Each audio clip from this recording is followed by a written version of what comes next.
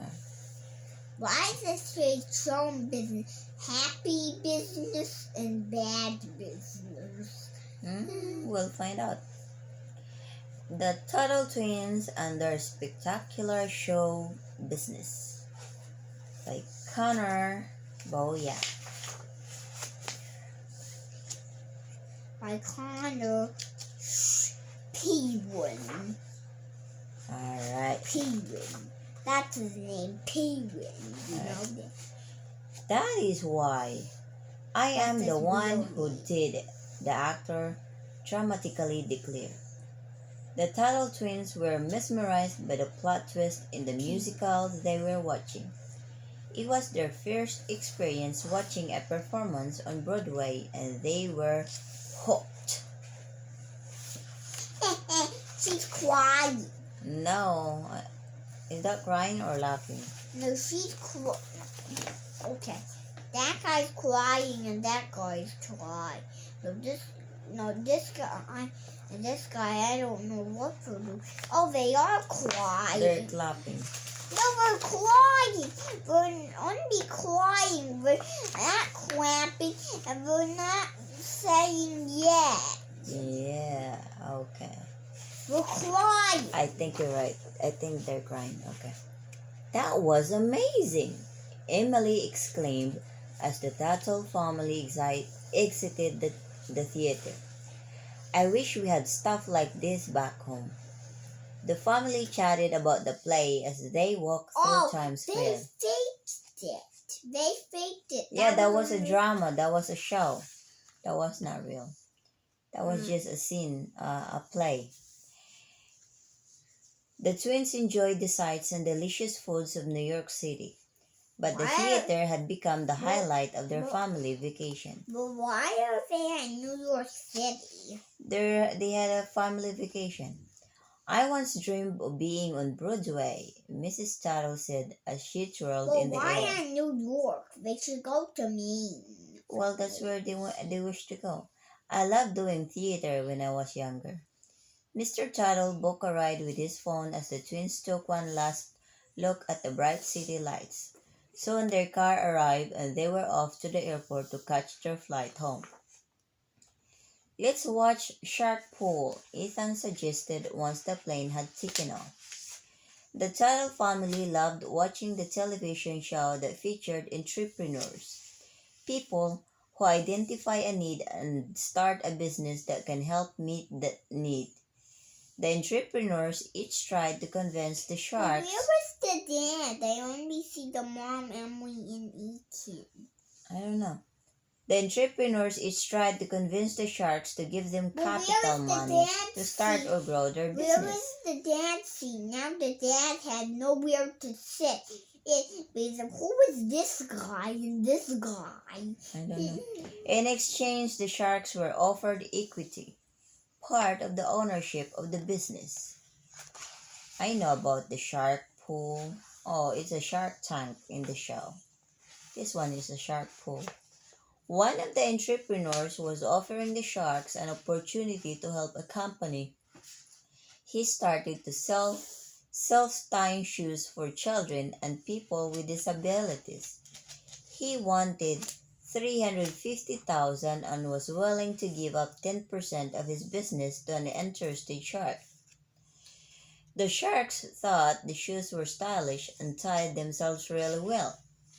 And there's nothing else like this out there, one observed. I'm interested. I love unique business that don't have much competition. Why do you say that's a shark? That is not a shark. That's a person holding a shoe. Well, this one, no, they call the show as a shark pool. Means these are the ones that's waiting to bite any offers, like this guy is showing his business, and in exchange of the capital that they will let him use, he'll give them 10% of the profit of his business. The sharks thought the shoes were stylish and tied themselves really well. And there's nothing else like this out there, one observed. I'm interested. I love unique business that don't have much competition, another said. I'll make you an offer.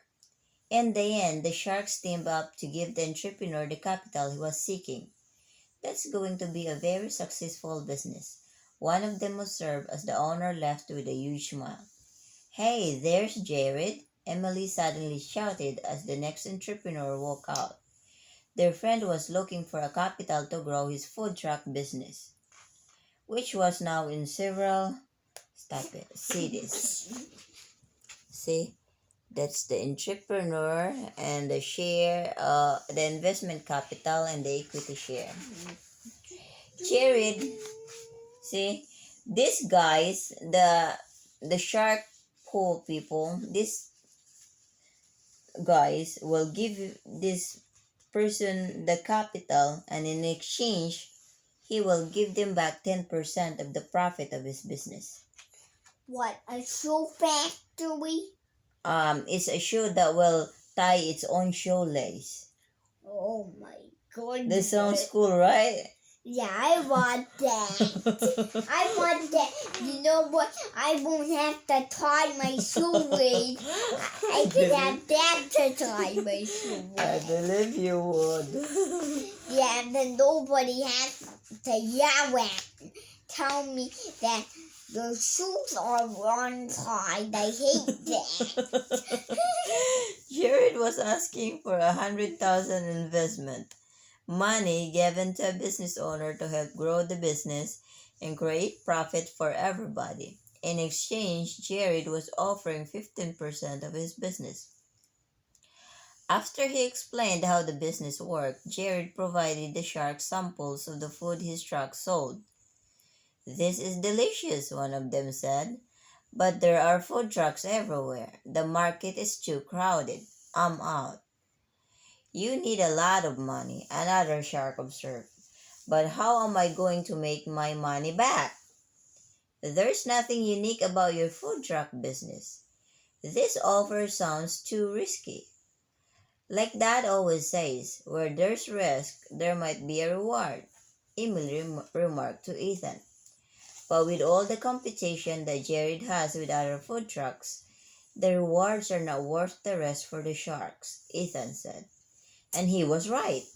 None of the sharks... Mom, I know this and this are the shark, but is this a shark? No, that's Jared presenting his business, his food truck business. Well, why is he selling the food to them?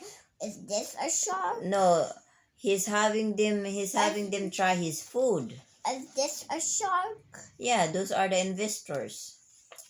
But they like his food, but they don't want to invest in it because it's too risky.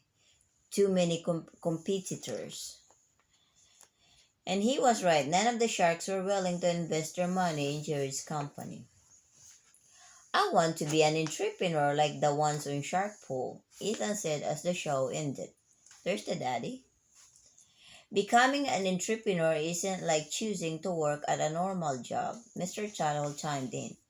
You have to think of creative ways to improve people's lives. That's the key. What do you mean? Emily asked. Well, opening a restaurant serves people who don't want to cook, he replied. Creating a computer program that saves people money, helps them, or inventing a machine that lets people easily exercise could be cheaper than expensive gym equipment. You either need to improve on something that already exists, like make a product that's cheaper or better than the alternative, or provide something that isn't already available. Mom, Mr. Tuttle added. You know what? Let's see which one that seems good. I think a restaurant seems good, but it has the one and it sounds like a robot is cooking the food. Then people will change how they do things and give you their business instead. Mine's just better. Ethan Mom, began... Which one is the best? I don't know. Ethan began thinking as Emily hummed a song from the musical they had seen. And then it clicked. What if we started a theater in our town, he said. The wheels started turning in each of the Tuttle's mind as they realized this was an opportunity worth exploring. Besides the occasional school or church play, people in their city didn't have any opportunities to go to the theater. If they danced, I know the boys would have to get kicked out that dance plan. Mm-hmm. It was But the way wheels could it was go. way past the twins' bedtime when the plane landed. Ethan and Emily were so tired they could barely walk. Need a ride? A familiar voice asked as the family grabbed their luggage. Nana! Mrs. Tuttle's mother had come to drive them home. When we're successful entrepreneurs, maybe we'll have a limousine pick us up instead, Emily commented to Ethan as she yawned. Well, who's Emily? Got a business idea in mind? Where is Emily? This one? That's Emily and that's Ethan. Well, why is Emily? I thought she could move the seat right next to him. They're both real tight. Got a business idea in mind, do you? Nana asked. Actually, yes, Mrs. Tuttle replied. The twins are thinking about starting a community theater. We think it might be a real business opportunity. That sounds intriguing, Nana replied. I'd like to hear more. But first, let's make sure you'll get a good night rest. The following afternoon, Nana invited the family into town to talk about their business idea. Here we are, Mr. Tuttle said as he pulled the family van to a stop. Wait, this is Nana's dance studio, Emily pointed out. The building looked like it hadn't been used in a while. Sure is, Mrs. Tuttle replied as the family walked up to the building. I spent a lot of my youth here, learning how to dance along with half the girls in this town. And your mother was one of my best students, when she wasn't goofing off, Nana said, winking at her daughter. Come on in.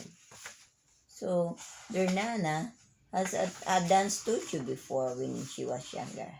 But why was her mom with her? Because they're planning to raise the studio. Where is her mom? Build the studio. But where's her mom? It's somewhere, right there.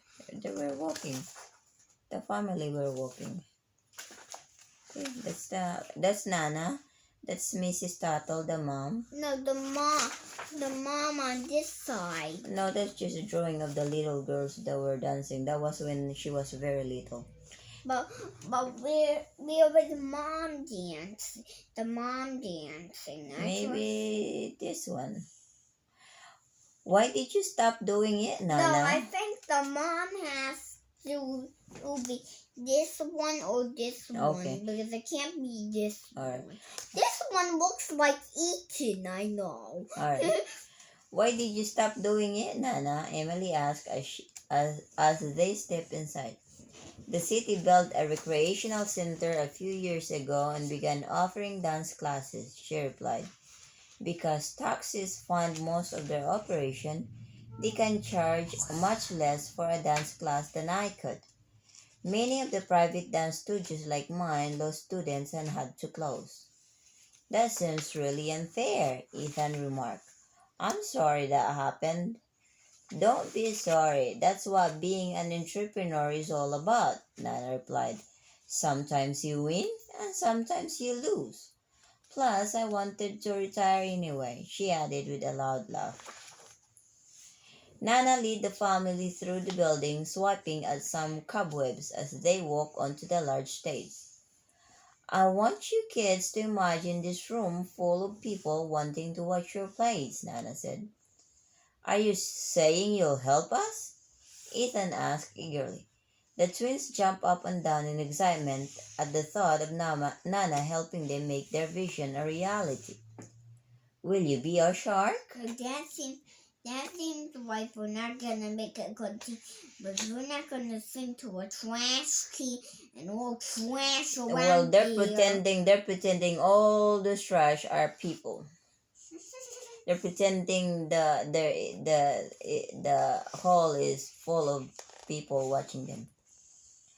Well, I might be willing to invest in your company, Nana replied. I want to support you in what you do. But when it comes to business, there are some important questions you have to answer. We need to figure out if you two have what it takes to be entrepreneurs. So, I've got 5 basic questions, she said. Before I opened the dance studio many years ago, your papa made sure I could answer each one in detail. Now it's your turn. Question 1, she started. Who are you? Not everyone likes taking risks. Many people want a safe job at a company working a set number of hours for a set amount of money. But an entrepreneur has to work as long and hard as it takes. You sacrifice money and time for the chance at success, but you also risk failing. Being your own boss sounds great, Emily replied. Plus, we've already owned a small business. A really small business, Mrs. Tuttle whispered to her husband, thinking of the twins' little lemonade stand. She laughed softly as she unrolled some butcher paper she found. She taped the paper to the wall and began writing down the things they were talking about. So who are you? Nana again asked. We're entrepreneurs, the Tuttle twins quickly answered in unison. Second question, what do you know? Nana added, what skills or knowledge do you have to offer to customers? What makes you special to them? Mom used to be in theater, Ethan answered as she twirled in the air, mimicking his mom. She knows how to put on a good show. And your father has started a few successful companies before, Mrs. Tuttle added. I think that's because he's a good problem solver, which is important. Dad has also taught me how to do marketing really well, Emily suggested, thinking about the food truck rally. And Ethan has a good imagination and likes drawing. Okay, what do you know? So, knowledge of the theater, writing, business experience, problem solver, marketing skills, sewing and crafts, and Ethan has math skills, artist, and imagination. Okay. Okay, but see what who does what so she does math skills, artists, and math. Emily does market skills and sewing. So Emily has to do the more. But which one do you pick that's better? Who do you know? Which one do you pick that's better? That was the whole family's contribution. Who do you know? Mrs. Tuttle started writing the third question. She already knew what Nana was going to say next. Please. Who do you know? In almost any aspect of life, working together with people you know and trust is the key to success. Mrs. Tuttle explained, these people are called your network. Who in our network has skills or knowledge that might help us with this business? They each started calling out names of people they knew. By the time she had finished scribbling out the names, the whole sheet of butcher paper was completely filled. They had lots of friends and contacts who had skills that might help. Excellent, Nana clapped in excitement. We're off to a great start. What are your resources? What are your resources? Nana asked next. Do you have any equipment, property, or money that you can use to start a business? How much do you have in savings? The twins quietly chatted together to do the math. We only have $49, Nana. Ethan answered. And that's nowhere near that you need to put on a show. What's $49? That's only a 10, a 20, a 30, a 40, and a 9. Mm-hmm. So and that's not... Oh, I know what that is. That's a 10, a 20, Alright, let me read. And then a 9. And that's nowhere near what you'd need to put on a show, Mrs. Tuttle said. So you really need to convince the shark herd to give you some capital, she added, pointing to Nana. Without money, this business can't even begin. Which leads to our fifth and final question, she replied. What can you contribute? In other words, what are you offering to customers that will make their lives better? The twins both thought for a moment. Dad said one way to be an entrepreneur is to provide something that isn't already available. I just want Ethan added. I just want them to turn into a mermaid and a stinking little That's right, starburst Mrs. guy. Tuttle said. In our town, people go to a movie theater to watch a show. We'll have to convince them that our live performances are different, better, or less expensive. Otherwise, they won't change where they go for entertainment. So that's what we will do. Can you help us, Nana? Emily asked. Well, I'm certainly impressed by your passion, Nana said. But before I invest, we have to crunch the numbers. What can you contribute? Okay. And that, Mr. Tuttle said, is why you need a business plan. A document explaining how much the family theater will cost to operate and also a strategy for selling enough tickets to make a profit. He ripped off a new sheet of butcher paper. Do we have to do this? Emily asked. If you want me to give you any of my money, definitely, Nana replied.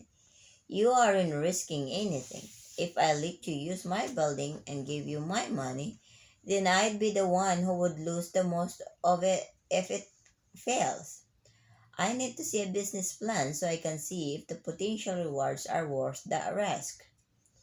Let's start by figuring out the budget, a list of what everything will cost and how much money we will need to borrow from Nana, Mr. Tuttle said. Good thing math is one of my skills, Ethan chuckled to himself. This is going to take a while, Mrs. Tuttle said, walking to the door. I'll go get us some food. Okay. Ethan and Emily spent half an hour coming up with a list of expenses. Things they would have to spend money on, such as paint, building materials, new chairs, lighting, sound equipment, costumes, insurance, and more. Meanwhile, Mr. Tuttle looked up the prices of each item. And don't forget to add in about $2,000 to purchase the rights to a play, he said. Ethan's eyes widened as he added up all the estimated amounts. Looks like it will be about $23,210, he said loudly as his mom walked in. Don't forget having to pay for a business license, permits, and taxes, Mrs. Tuttle added, handing everyone their food. Ethan felt like he had been punched in the gut. Are we going to be able to make any money? He asked. Most of the cost is for new chairs, and that's more money than I have to invest, Nana explained. Let's try to keep it under $14,000. But our business might be over before it even starts. It's not fair, an exasperated Ethan replied. Emily was sad but remembered her dad often saying how important it is to be a problem solver. We'll just have to figure out a solution, she said. Right, Mr. Tuttle said. You're over budget, so you need to come up with creative ways to cut expenses. Any ideas? How can you see what I'm reading if you're not looking? Well, I want to see, but tell me when they turn into a mermaid. I bet Ethan could write our own play, and Emily suggested. And Ethan turn into a guy with a sword. Just follow along. You don't have to keep talking. Let me read. Follow along so you understand. You know where I'm reading. He loves making up stories, and Mom could help. Which one is white, the playwrights or the seat? They're cutting expenses so they can start a business at a lower cost. Why people $14? That's 14. Their budget goal is just the maximum of $14,000. $14,000. That will save us. So $14,000 the guys have to pay to it. That's the capital of how much they need. That will save us a lot of money. Ethan jumped up and spoke with his mouth full of noodles. Maybe we can find some usage from an old movie theater or church. Excellent ideas, Mr. Tuttle replied. Let's make a few calls and see what we can find. I'm very impressed with your creative problem solving, Nana said enthusiastically. This catch should get us back on budget. You two are shaping up to be the great entrepreneurs. Now, alright, you're not looking. I'm not gonna stop reading. Now you need a plan to pay your expenses and make a profit. Mr. Tuttle said, if we had 200 seats and put on 6 performances this year, we could sell 1,200 tickets. Ethan said, so to pay back the $14,000, we have to sell each ticket for $12. He said, multiplying in his head.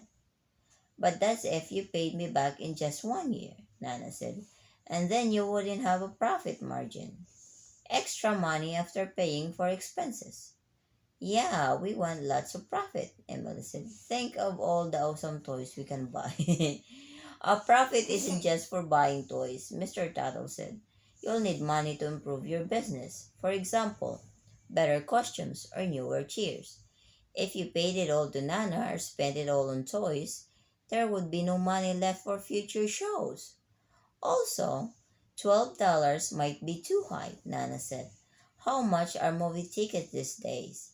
Your tickets might need to cost less to attract customers. The twins decided that they would only charge $10 per ticket, giving them enough of a profit margin to pay Nana back slowly, have money to improve the business, and earn a small profit. Well, which guy do you wanna be? Emily, Nina, Mom, Dad, or taxes, or business improvement? Mom, which one do you want? I think I want the... I'll answer later. Come on. You're gonna rip the page. Oh, wait. I think I'll do the business involvement, I think. Ow. The twins' brains were tired. They had no idea how much there was to think about to start a business. Imagine what this place will look like with actors performing for sold-out audiences, Mrs. Tuttle said. The twins pictured a family theater that was popular and helped people in the community make fun memories. Emily began leaping around the stage, excited to begin. But do you think people will actually come to our theater? Ethan asked, beginning to doubt their ability to succeed. There's nothing else like it in town, Mr. Tuttle chimed in. People will pay for a great experience if you give them one. I agree they would pay, Nana said, which is why I want to invest. Count the shark in.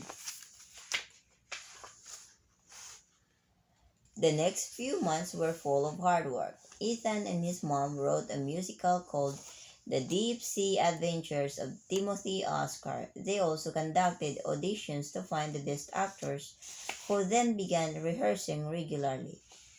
Mr. Tuttle installed benches that he got from an old church that was being renovated.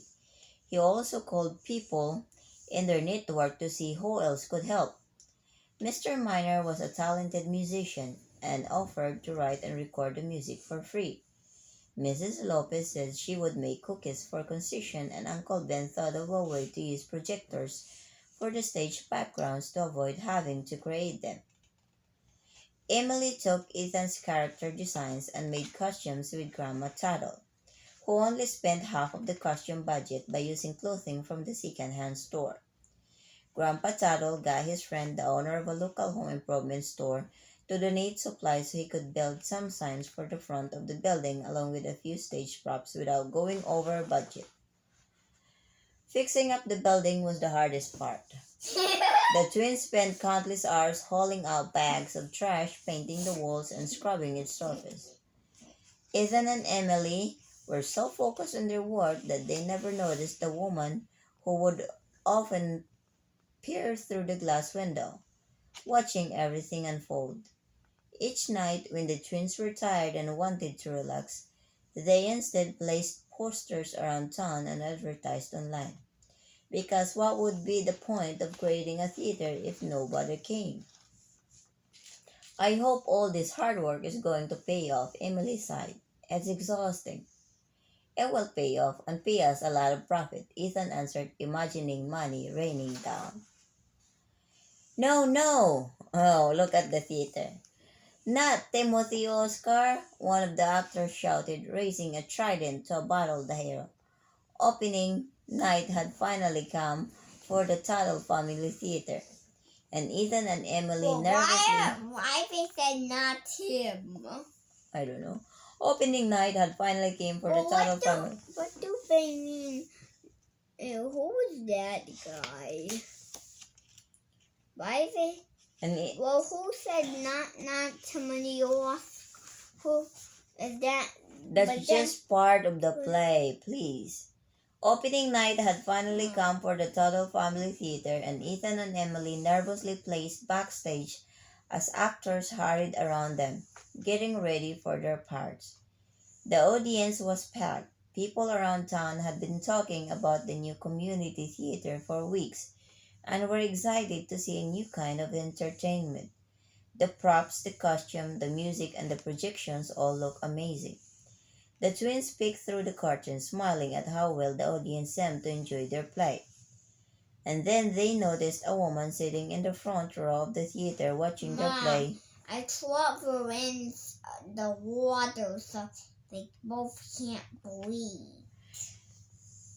In front row of the theater watching their play with great interest and even taking notes. Neither of them knew that she had been watching them for weeks. Or Ethan and Emily are doing that. Who was she? They wondered. The Tuttle family met up with Nana at the local ice cream shop after the performance. Why did Ethan and Emily do that? I am so proud, she gasped.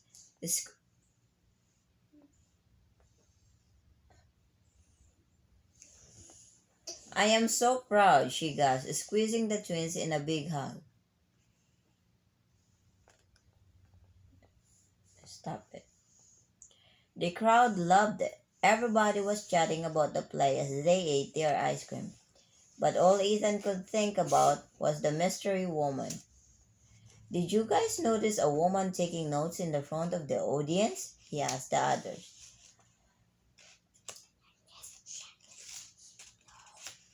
I think I know who it is, Mrs. Tuttle replied. She must be the one who put this on the cars outside, including ours, she said, showing the twins a flyer for the TARP trophy, a theater group that was soon having its opening night on the other side of town. We just opened and now we already have competition, Emily said, sounding quite frustrated. That's not fair.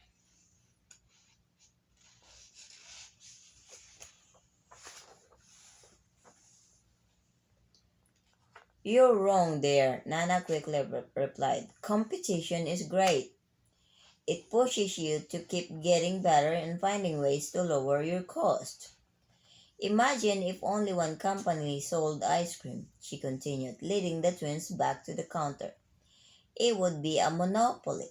They could charge whatever price they wanted, and they would have no reasons to improve or offer new flavors because there would be no competition to push them to change.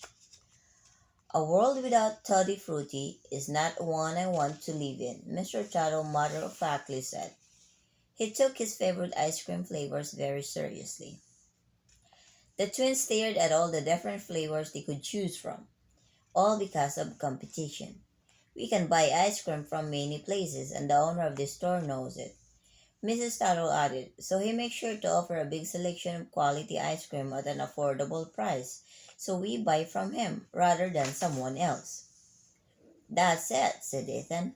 We need variety and a low price. That's how we'll succeed. So we do a bunch of different kinds of plays, said Emily between bites of ice cream. But how do we lower our prices? We need to earn a profit so we can pay Nana back. One way is to do what your competitors are doing, getting sponsors.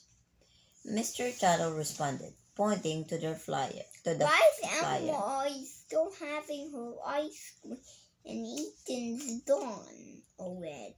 It listed several companies who were paying money to help support the TARP. Mama, but why is Emily still eating her ice cream still?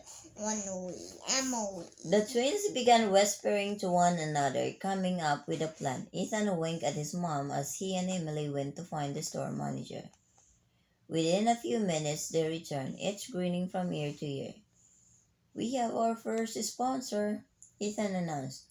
The manager agreed to pay $300 to advertise his company in the program. For who's the "The more sponsors we get, the bigger our profit is going to be," Emily excitedly said. Ma, who is the Sponsor. The ice cream shop. The second ice cream shop, my God. The second performance started the following weekend, and though they were still working out some kinks and learning how to operate a theater, Ethan and Emily were excited to see customers filling the seats and enjoying themselves. Looking out at the crowd, the twins then locked eyes with each other. "Look what we built," Ethan said to his sister. "Isn't it awesome?" "Yeah, and our competition better watch out," she added with a sly grin. Emily couldn't stop smiling. She felt different, like being on Broadway, but close to home with all her family and friends supporting her. The twins were thrilled to be their own bosses and excited to be making money. Their adventure taught them all sorts of new things each day. Now they were entrepreneurs. Nana was waiting outside the theater as Ethan and Emily locked up later that night. "You two have transformed this old dance studio into something amazing," she said. "We didn't do it alone," Ethan replied, "and the fun had just begun. There's so much more to do." There always is for an entrepreneur. Those two tell the grandma that they got a supporter. "Yep," Nana said. "Otherwise, how would sharks like me make a profit?" She smiled. "Don't get too close," Emily said, pushing her brother to the side. "She might bite." "All I want to buy right now is some ice cream," Nana said. "Let's go celebrate your hard work." The end. Why was it the end so fast?